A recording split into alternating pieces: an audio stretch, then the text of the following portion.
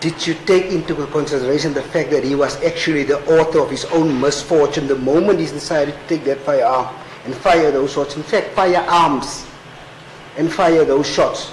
He was the author of his own misfortune, so how must that now be beneficial to him? How must he benefit from that? Your Worship, and that's exactly why I have mentioned that it is as a consequence of that action that you take that certain things happen that impacts you. It may not have been intended, but and that is the moral retribution. It is a consequence of your own actions. It doesn't deny the fact that there were an impact on a person. And that would go for any other person in a matter that one would consider as to what was the outcome. The combination of the circumstances, looking at the person and the case.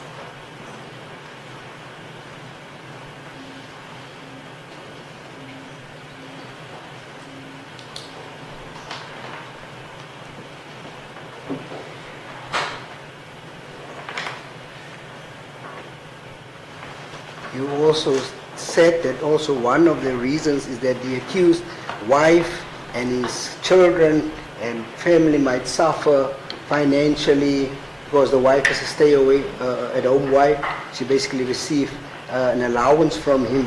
That is also part of the considerations that you have taken into account. Is that correct? Your Worship, what I have indicated is that when imprisonment is a consideration, there are implications.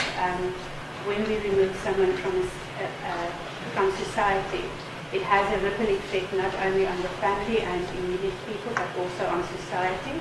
And it is part of the personal circumstances of the accused that is considered in the trial offence.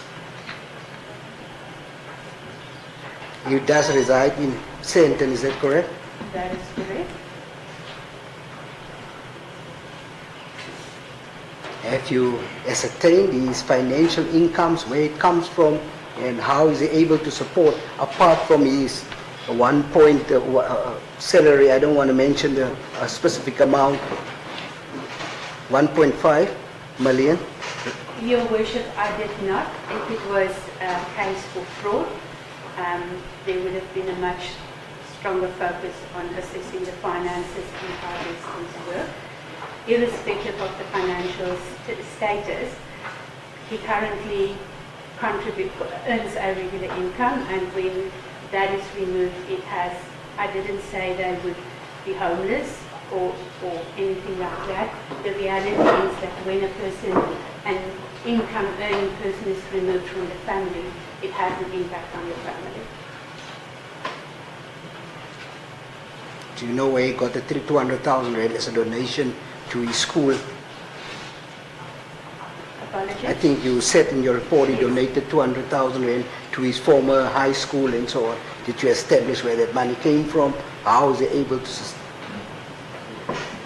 Your Worship, it was not to his school, it was to a NGO society working with children that he made the donation. And looking at, in the beginning of my report, I also indicated when I delve into certain things, it looks at how is it related to the case, the finances, how it would be related. So on a matter of confidentiality, if I explore everything that is out there, which is not really that relevant to the case, it goes on to soliciting information that is not really needed for what I want to do, which would be not a correct way to go. Should you not have, because there's now, in this instance, there's a real possibility that the accused might go to prison for a quite substantial number of years. So should you not have investigated that issue, since you have brought the family needs and so on into the occasion?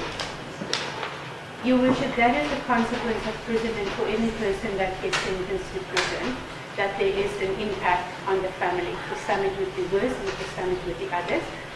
And the important fact is to highlight that there there is an income loss and there is a possible impact on the family from that perspective.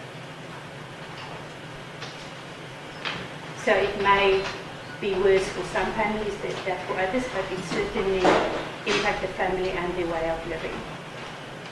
The age of the accused wife, have you determined that? His wife?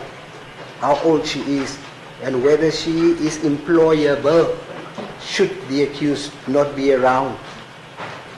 Your Worship, that is in my report. I have indicated that she is currently a full-time person, but that she is, that her career, she forced her career to look after for the children, and that she also prepared herself for re-entry into the career.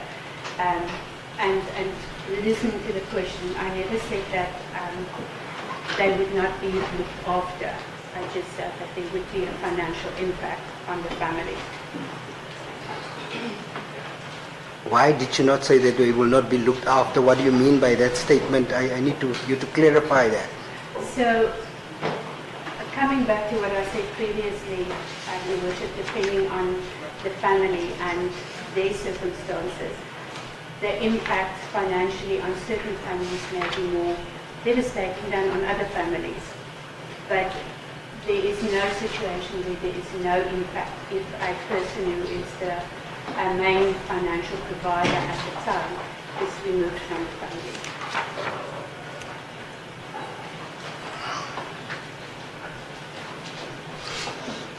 I want to go now to the issue of remorse that you refer to it in page 19.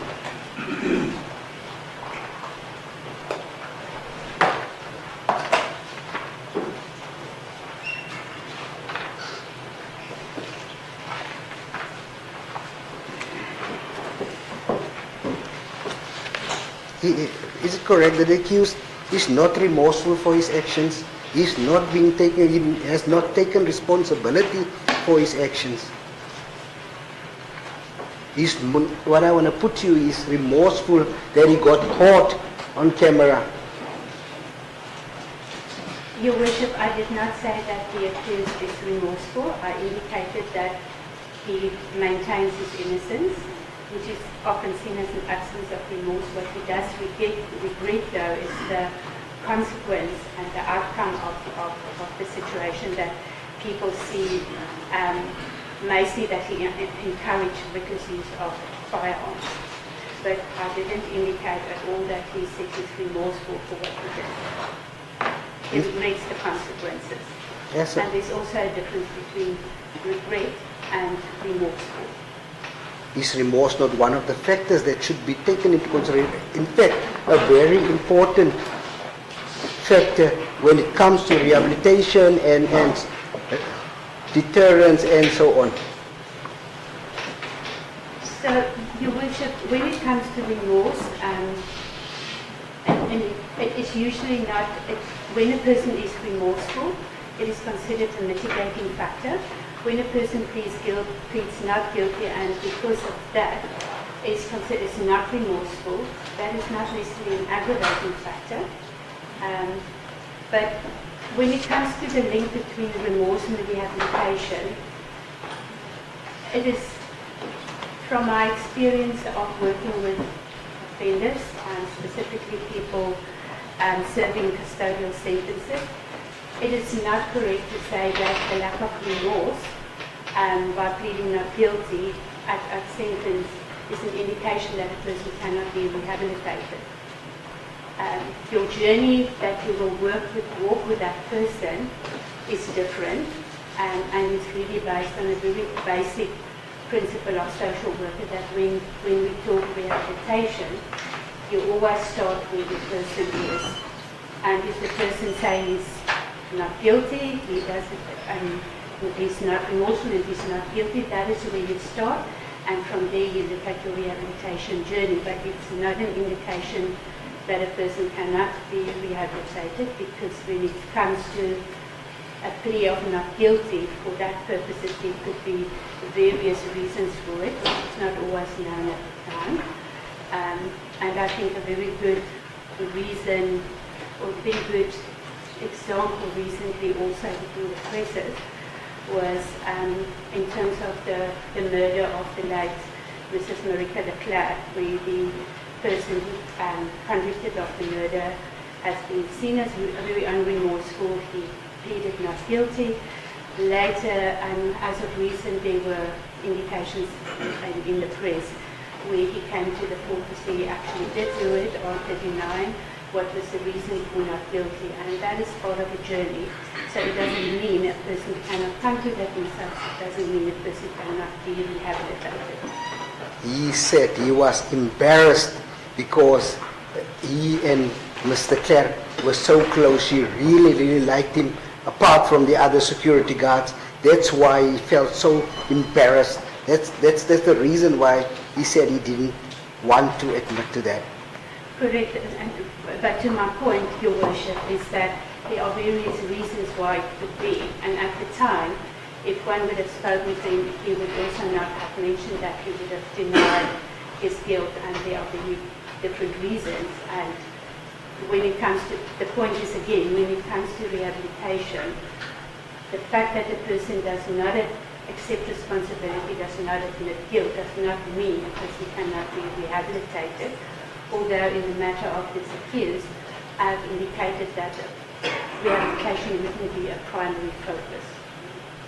In this case? In this case. In this case, the accused was caught. You've looked at that videos. You saw it.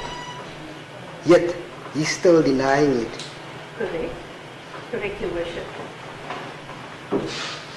So from what you've seen, those shots were indeed fired, correct? That is correct. I do not deny the court's verdict and that the accused is guilty. What I am saying, looking at all the circumstances, when I look at rehabilitation, that would not be a main consideration in terms of sentencing.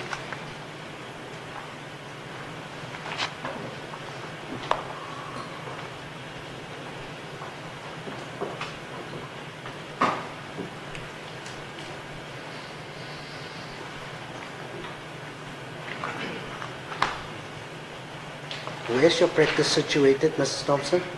In Johannesburg.